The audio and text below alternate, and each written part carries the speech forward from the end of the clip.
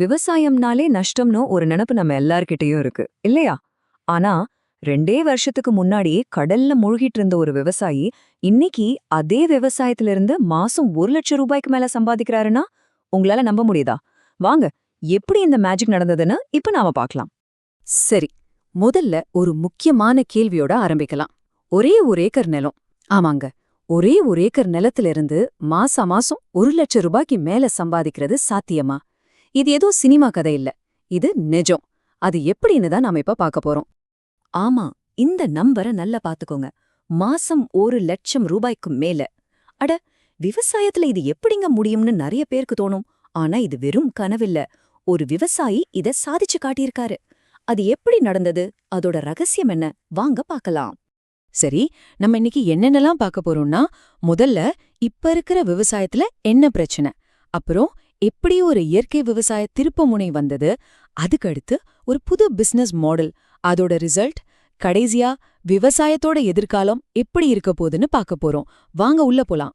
முதல்ல இப்ப இருக்கிற விவசாயத்தோட நெருக்கடிய பத்தி பார்க்கலாம்.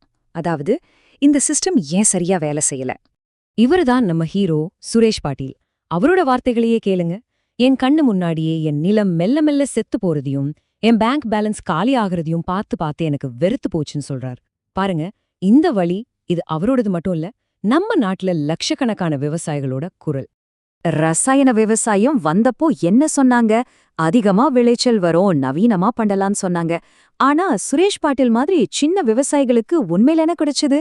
தலைக்கு மேல கடன், மண்ல இருந்த உயிர்ச்சத்தெல்லாம் போயிடுச்சு, பூச்சிக்கொல்லி அடிச்சு உடம்பும் போச்சு.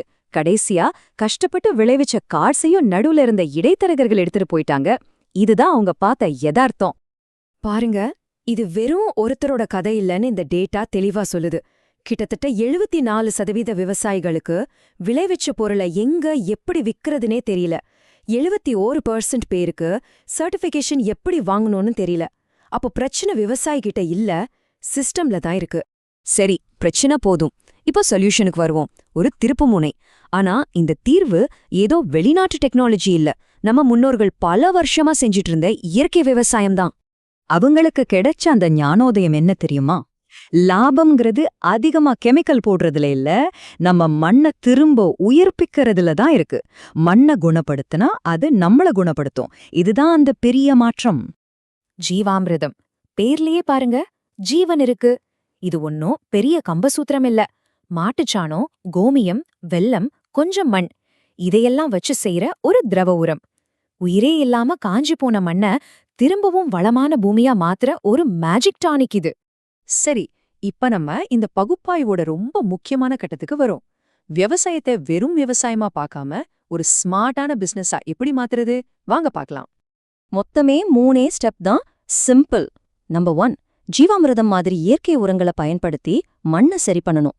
நம்பர் 2, எல்லாருமே போடுற பயிரை போடாம எதுக்கு நல்ல விலை கிடைக்குமோ அந்த மாதிரி பல பயிர்களை போடணும்.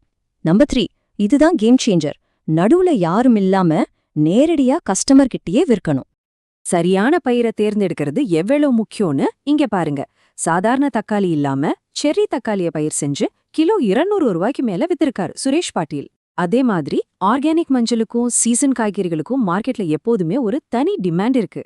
இதுதான் ஸ்மார்ட் ஃபார்மிங். அப்போ இடைத்தரகர்களை எப்படி ஒழிவாக்குறது? ரொம்ப சிம்பிள். நம்ம கையில இருக்கிற ஃபோன் போதும். வாட்ஸ்அப் குரூப், ஃபேஸ்புக் மார்க்கெட் பிளேஸ்ல போட்டோ எடுத்து போட்டாலே ஆர்டர் வருது. பக்கத்துல இருக்கிற அபார்ட்மெண்ட் சங்கங்கள், ஹோட்டல்களுக்கு நேரடியா சப்ளை பண்ணலாம். இதுக்கு தனியா எந்த முதலீடும் தேவையில்லை.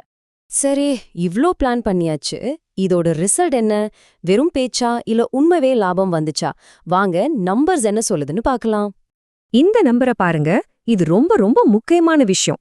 ரசாயன விவசாயத்துக்கு ஒரு ஹெக்டேருக்கு 15,000 ரூபாய் வரைக்கும் செலவு பண்ண வேண்டியிருந்துச்சு.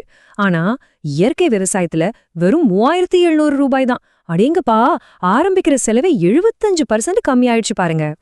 இப்போ ரிசல்ட், சுரேஷ் பாட்டீல் தன்னோட அந்த 1 ஏக்கர் நிலத்துல இருந்து ஒரே வருஷத்துல சம்பாதிச்ச நிகர லாபம் 12,30,000 ரூபாய். ஆமாங்க, 12.3 லட்சம். இதுதான் அந்த புது மாடலோட பவர். லாபம் எப்படி இவ்ளோ அதிகமாச்சுன்னு யோசிக்கிறீங்களா? இங்க பாருங்க, அதே தக்காளிய மண்டில கொண்டு போய் வித்தா கிலோக்கு 25 ரூபாய் தான் கிடைச்சது. ஆனா வாட்ஸ்அப் மூலமா நேரடியா விக்கும்போது கிலோ 90 ரூபாய் கிடைச்சிருக்கு. கிட்டத்தட்ட 3 மடங்குக்கும் மேல லாபம். இதுதாங்க நேரடி விற்பனையோட சக்தி. சுரேஷ் பாட்டீலோட கதை ஒரு ஆரம்பம்தான். இப்போ இந்த வெற்றி எப்படி ஒட்டுமொத்த விவசாய துறைக்கே ஒரு புது வழிய காட்டுதுன்னு பார்க்கலாம். ஆர்கானிக் மாண்டியா நிறுவனர் மது சந்தன் சொல்ற மாதிரி விவசாயங்கிறது ஒரு நஷ்ட கணக்கு இல்ல. அத புத்திசாலித்தனமா செஞ்சா அது ஒரு பவர்ஃபுல் பிசினஸ். எவ்ளோ உண்மையான வார்த்தை பாருங்க. இது எங்கேயோ ஒரு மூலையில நடக்கிற விஷயம் இல்ல.